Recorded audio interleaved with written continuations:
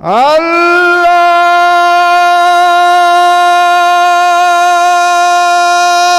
akbar, Allahu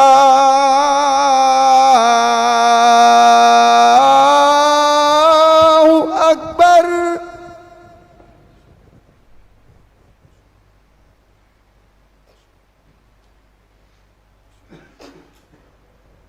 Ashhadu an la ilaha illallah.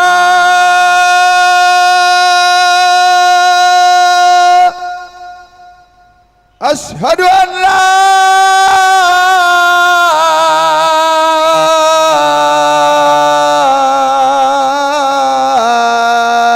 ilaha illallah.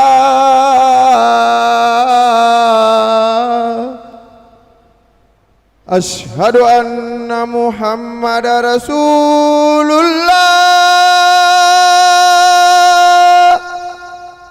Ashhadu anna Muhammadar Rasulullah.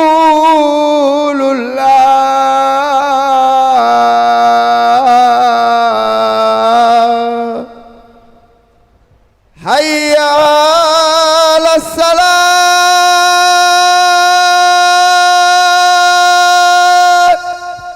Hayya 'ala salat.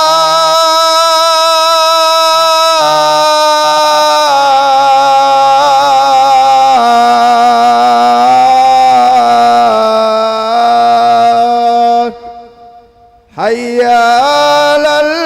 falah. Hayya 'alal falah.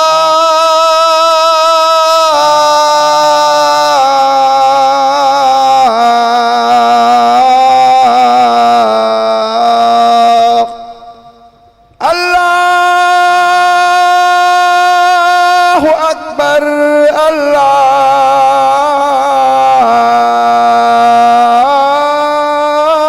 akbar, la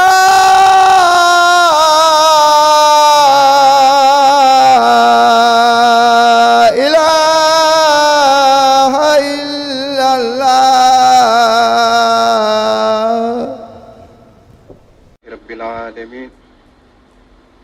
yaqulu fi kitabihil karim وقفوهم إنهم مسؤولون أحمده وهو الحميد المجيد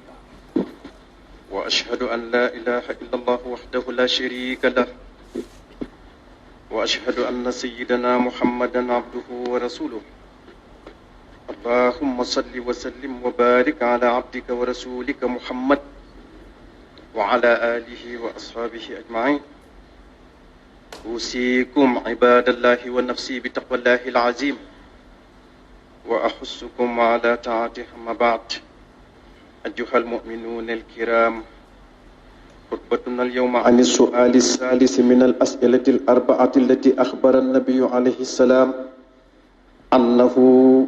لن يتحرك العبد وينصرف عن موضع الحساب يوم القيامة حتى يسأل عنها، حيث قال عليه الصلاة والسلام: وعن ماله من أين اكتسبه وفيما أنفقه،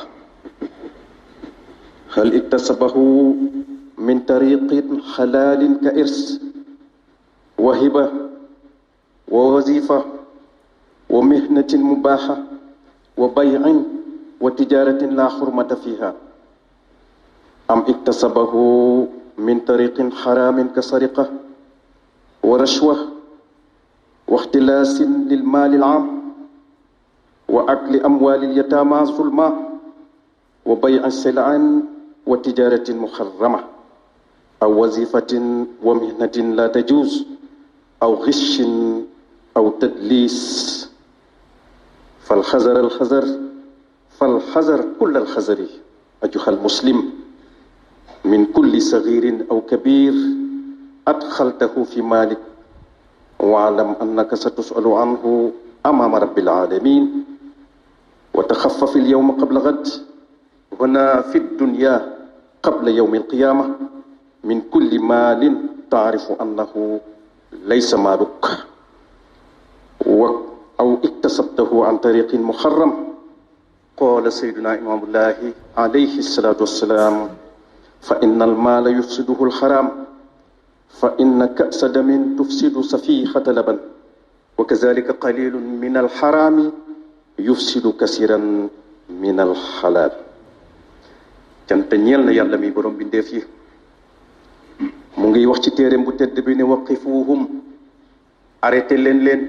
téye leen ñu taxaw innahum mas'ulun faw ñu laaj leen ahmaduhu wa huwa maa ngi koy sant te mooy ku sant ku di ku màgg ki tey seede ne amul benn buur bu nu war a jaamu dëgg ku dul moom yàlla di ko seedeel wéetaay ci nguuram bokk ak kenn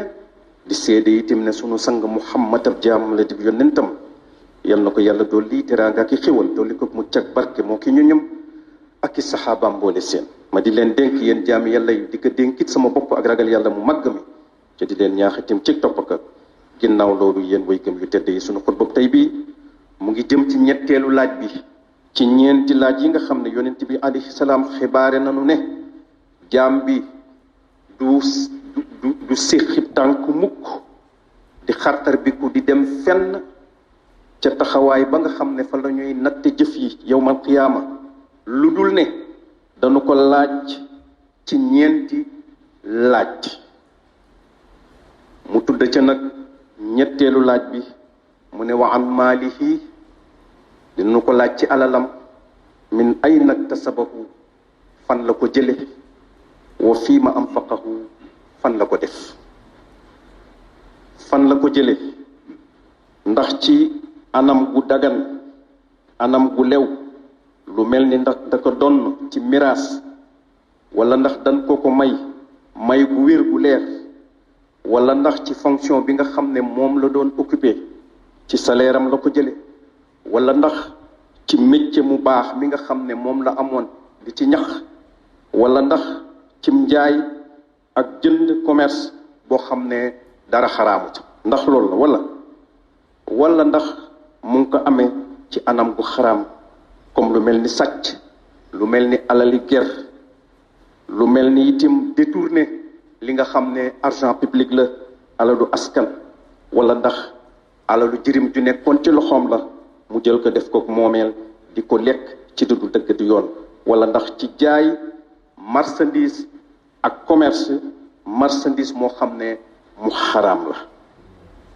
wala ndax ci fonction boo xam ne bu mu occupé woon la waaye boo xam ne daganul ak métier moo xam ne daganul ci lislaam wala ndax ci ay tappale ak ay labaje la jële loolu lépp lu mu ci doon na mu amee noona la koy waxee ca kanamuk yàlla subhanahu wa taala ndax foofa kenn mënu faa wax lu dul lay dëgg pexe yi foofa yeggu fa fii lay yem ci àddina kon nag yow mbokkum jullit mi na nga def attention bu baax a baax ci lépp loo xam ne yaa ngi koy dugal ci sa alal néew na wala bari na te nag nga xam ne loolu ngay dugal ci sa alal dees na la ko laaj ëllëg ca kanamuk yàlla mi nga xam ne mooy borom bi def yi te itim yow mbokkum jullit mi fexeel ba yenneeku fexeel ba taxalikoo tey jii balaa ëllëg fii ci àddina balaa yowmal qiyaama fexeel ba taxalikoo ak lépp loo xam ne xam nga ne yaa ngi ko téye ci sa loxo wala yaa ngi ko def ci sa alal wala yaa ngi ci tëdd te xam ne sa digganteeg yàlla moomu loo ko wala boog xam nga ne anam ga nga ko utee anam gu xaraam la kon mbokkum jullit mi fexeel taxalikoog loolu tey jii balaa ëllëg fii ci àddina balaa yowmal qiyaama ndax sunu sang imaamullah alayhi salaatu wasalaam de xamal nañu ne alal bu ca lu xaraam duggee rek yàq ak mu ne fa innal maala yufsiduhu l xaraam mu ne na ngeen xam ne alal moom boo ca fexee ba tàbbal ca lu xaraam rek yàq nga alal ji mu ne ndax fa inna ka'sa damin mu ne ndax misaal ma mooy kaasub deret tufsidu safiqata laban mu ne xam nga ni moos kaasub deret boo ko sottee ci bagaanu soow mu yàqa soow ma yépp mu ne naka noonu itim lu néew li ngay xeeb ci lu xaraam boo ko tàbbalee ci sa alal ji nga xam ne alal ju dagan ju lew la mu yàq ka. barakallahu li wa lakum fi alquran alazim wa nafaani wa iyakum bima fihi min al ayati wa zikri alhakim innahu taala barrun jawadun ghafurun rahim.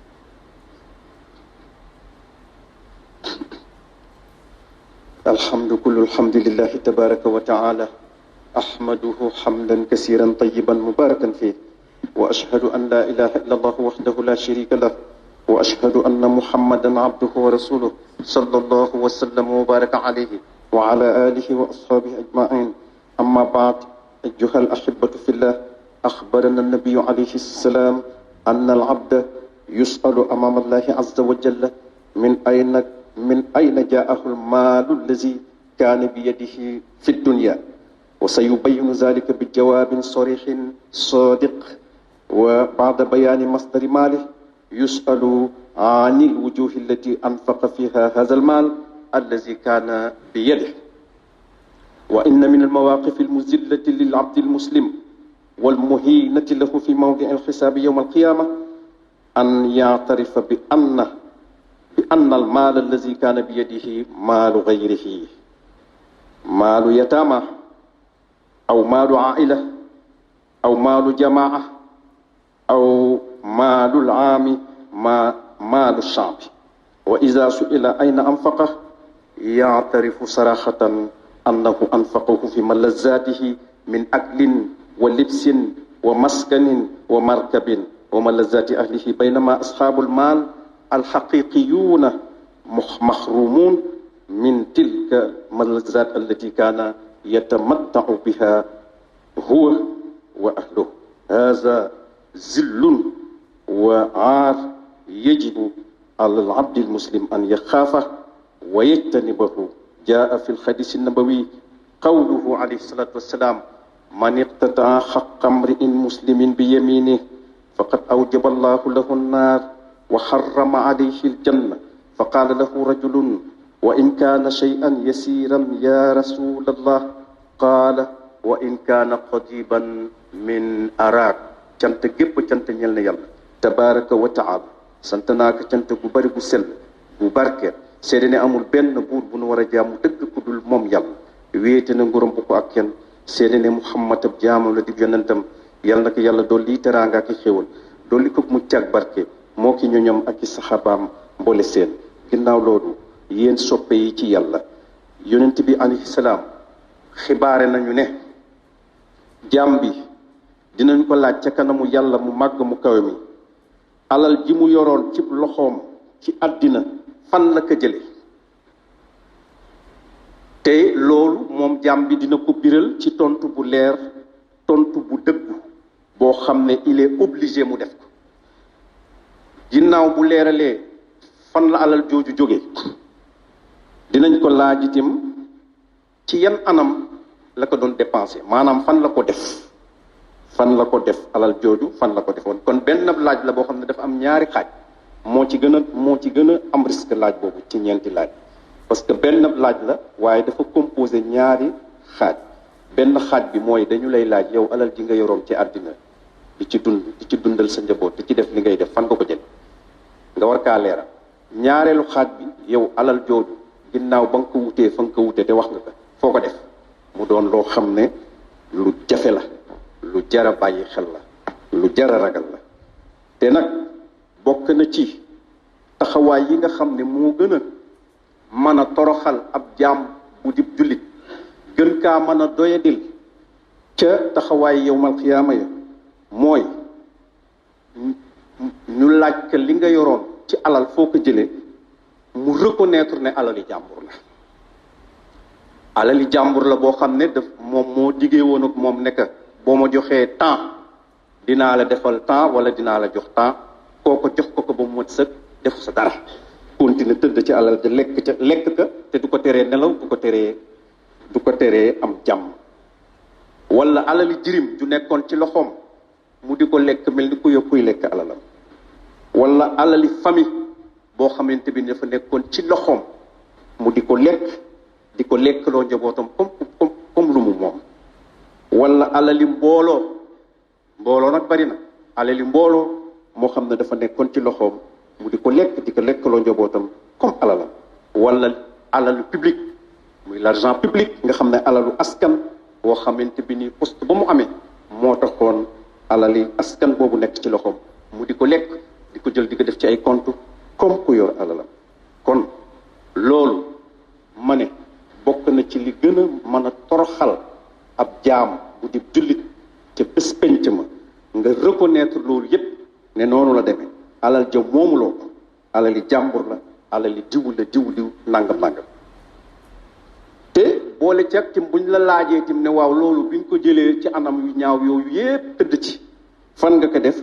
ak ba tey itam nga jaam bi reconnaître ci doyadi ak toroxte ne mu ngi ko def ci ay bànneexi boppam ci lekk ci col ci dëkkuwaay ci waruwaay def ko ci bànneexi njabootam itam ak fo ak pukkare fekk nag au moment où ña nga xam ne ñooy borom alal yi dëgg-dëgg moom xañ na leen bànneex yoon lekkunu ba doy lekkunu ba suur dëkkunu dëkkuwaay ba ca war ndax lanu yoroon moom moo leen nax ba jël ko ñoom ñu des ak seen tumurank moom mu nekk ca di ca bànneexu moom njabootam. mbokki jullit yi loolu ak toroxte la gàcce la goo xam ne war na ci bépp jullit bépp jaam boo xam ne jullit la mu ragal gàcce boobu war na ci bépp jaam boo xam ne jullit la bu xalaatee ne moom mu ngi tëdd ci alal jaam bu xalaatee ne la mu waxante woon ak aw nit wala nit ba tax mu jox ko alal ju bari loolu du niil faw dinañ taxaw ca kanamu yàlla moom mu reconnaître loolu reconnaître tim fam ko def nga xam ne loolu yépp day leer nañ ma ne loolu torte la gàcc la goo xam ne jullit bu nekk bu ci ne war na laa teree nelaw war nga ragal ka te xalaat noo ko mooy teew bu dee defaguloo wala xalaat noo teqalikoog loolu fii ci àddina balaa bis boobu nga xam ne gàcce boobu day gàcce la muy gàccu àllaaxira mooy gàcce dëgg-dëgg yàlla nu ci yàlla mu sël sallallahu alayhi wa sallam dafa wax ci xadis mu ne man iqtataa xaqa mri'in muslimin mu ne képp koo xam ne jël nga àqi jullit moo xam alal wala xeetu àq beneen bu mu mën a doon nga jël ko bi yamini nga jël ko ci waat nga wat ci yàlla ne yaa moom te moom wala nga wat ci yàlla ne que boo ma joxee tant de millions wala boo ma joxee tant dinaa la jox tant mu gëm la ndax waat googu nga wat ci yàlla mu jox la alal ja mu la jox nga tëdd ci alal ja joxoo wàccoo woog moom ci la ngeen waxante woon nee na bépp jullit boo xam ne jël nga ak jullit ci anam gu mel noonu ci waat ci yàlla te fekk dara du ci dëgg bëgg naxaate ak bëgg njublang moo tax nee na faqat aw jaballaahu lahu naar mu ne kooku yàlla warlu na safara ci moom yàlla nu si yàlla musal mu ne wa xarama alayhi l janna yàlla xaraamal na ci moom safara xaraamal na ci moom àjjana bu fekkee deewaale na tooñ googu ak axaju rëy jooju ndax la yàlla ma mu ci dugal moo tax maa ngi wat ci yàlla ne boo ma joxee temps dinaa la defal temps boo ma joxee nangam dinaa la jox nangam ma gëm la wala wa jullit bi gëm la ndax yàlla moomu nga waate mu jox la nga lekk alal bi kooku kon looloo tax ñu xaraamal ci moom aljanna yàlla na nu ci yàlla mu cël nee na bi mu waxee loolu benn saxaabi yi nekk waa yonent bi bu fekkee lu ñàkk solo la nag bu fekkee alal ju ñàkk solo la kaana qadiban min araak mu nekk bu fekkoon bantub soccu la bantu boo xam ne soccu rek la man mu nekk ba tey loolu benn atte bi laak bu doon ay milliards yàlla na nu yàlla doolee xiir si jàmm ko topp ko ragal yàlla na nu yàlla doolee mu cël ci seytaane yàlla na nu yàlla doolee jàmmal ci suñu réew mi yàlla na yàlla doolee jàmmal julli di fu nu mën a ne yàlla na yàlla wesaare ci jàmm ci àddina bi allahumma inna nasaluka mujibati rahmatik wa azaim maghfiratik wa salamata min kulli ism والغنيمة من كل بر والفوز بالجنة والنجاة من النار اللهم احسن عاقبتنا في الأمور كلها وأجرنا من خزي الدنيا وعذاب الآخرة آمين يا رب العالمين وصل اللهم وسلم وبارك على الإمام المهدي وعلى آله وأصحابه أجمعين عباد الله إن الله يأمر بالعدل والإحسان وإيتاء ذي القربى وينهى عن الفحشاء والمنكر والبغي يعظكم لعلكم تذكرون قوموا إلى صلاتكم يرحمكم الله وأقيموا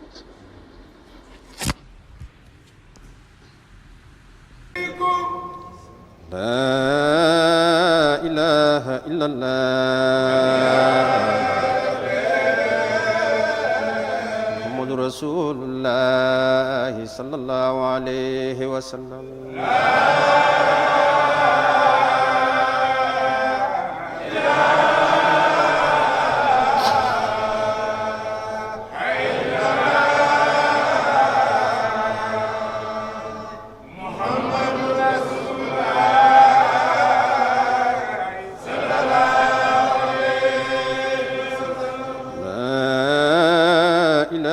إلا الله محمد رسول الله صلى الله عليه وسلم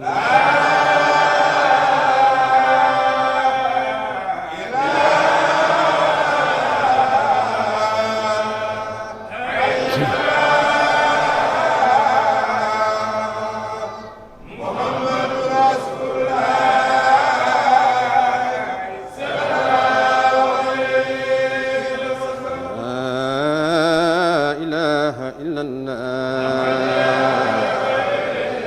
محمد رسول الله صلى الله عليه وسلم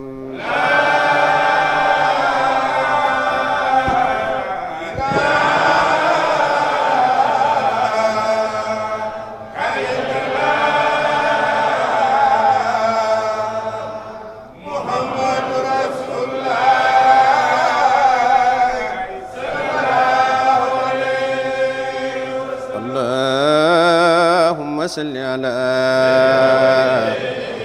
سيدنا محمد وسلم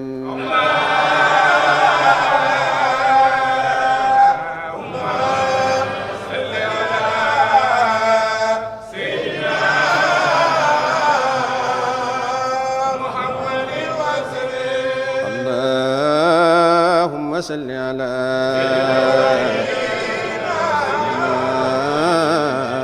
محمد وسلم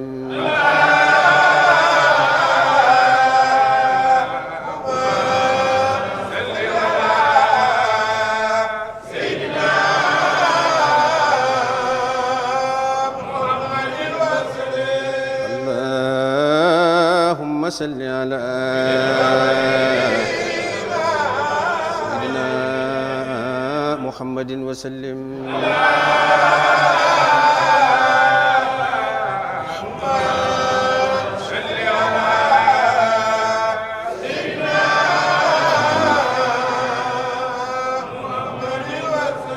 تباركت وتعاليت ذا الجلال والإكرام نصر من الله وفتح كريم ونصر من